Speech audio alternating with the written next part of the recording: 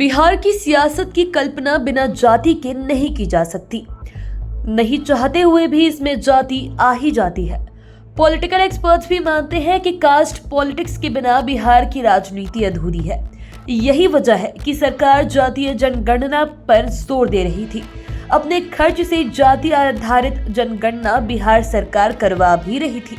हालांकि Patna high court ने इस पर अंतरिम रोक लगा दी है। यही वजह है कि कभी नेता ब्राह्मण तो कभी दलित तो कभी व्यक्तिगत पॉलिटिकल लाभ के लिए विवादित बयान देते रहे हैं।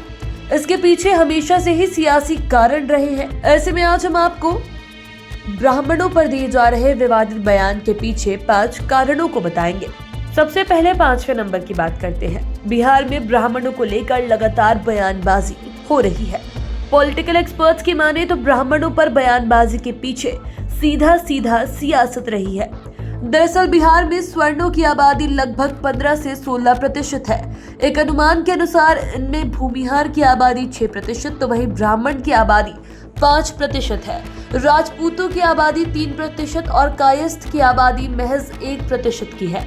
ब्राह्मणों पर कटाक्ष करने के बहाने नेताओं की नजर पिछड़े और दलित समेत अन्य वोटों पर रहती है। इसकी आबादी 68% के आसपास है। वहीं लगभग 16% के आसपास मुस्लिम आबादी है। ऐसे में पिछड़े वर्ग से आने वाले नेता कभी ब्राह्मण पर तो कभी स्वर्ण पर कटाक्ष करते रहे हैं। अब बात करते हैं चौथे नंबर की। बिहार के सियासी गलियारे में यदि झांके तो पाते हैं कि कभी ब्राह्मणों के खिलाफ बिहार के शिक्षा मंत्री प्रोफेसर चंद्रशेखर तो कभी आलोक मेहता ने तो कभी यदुवंश यादव और कभी जीतन राम मांझी ने बयान दिए हैं। बयान भी ऐसे कि आम आदमी रहे तो बात दूर तक चली जाए। पॉलिटिकल एक्सपर्ट्स की माने तो हर नेता की चाहत रहती है कि वो अपनी जाति का मुखिया बने, लेकिन इसमें सभी सफल नहीं होते हैं। इसीलिए वे विरोधियों के खिलाफ गरमाने वाले बयान देते हैं ताकि अपनी जातियों में पैठ बन सके।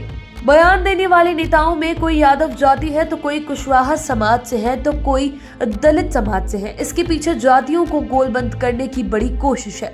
अब बात करते हैं तीसरे नंबर की। ब्राह्मणों पर कटाक्ष करने के पीछे स्वर्ण वोट बैंक पर भी निशाना साधना, ये भी एक मकसद रहता है और इसके साथ इन नेताओं के निशाने पर बीजेपी भी रहती है। इसमें महागठबंधन के नेता ज्यादा आगे हैं। दरअसल स्वर्णों को बीजेपी का मजबूत वोट बैंक समझा जाता है।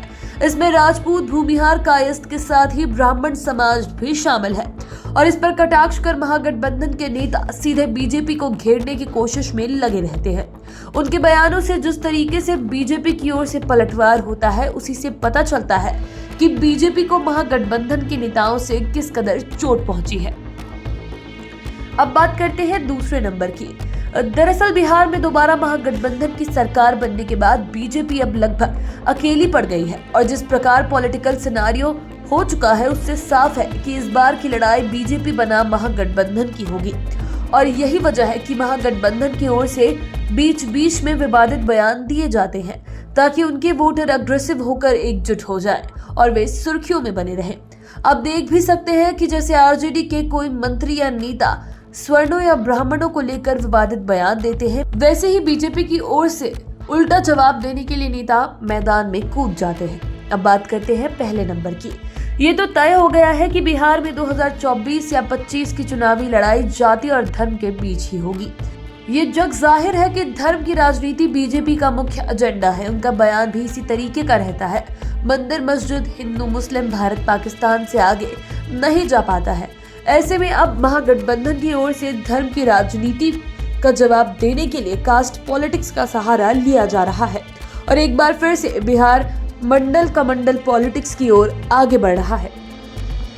ऐसे ही अन्य वीडियोस के लिए आप चैनल के साथ बने रहें। अगर इस वीडियो को फेसबुक पर देख रहे हैं तो पेज को लाइक करें, यूट्यूब पर देख रहे हैं तो चैनल को सब्सक्राइब करें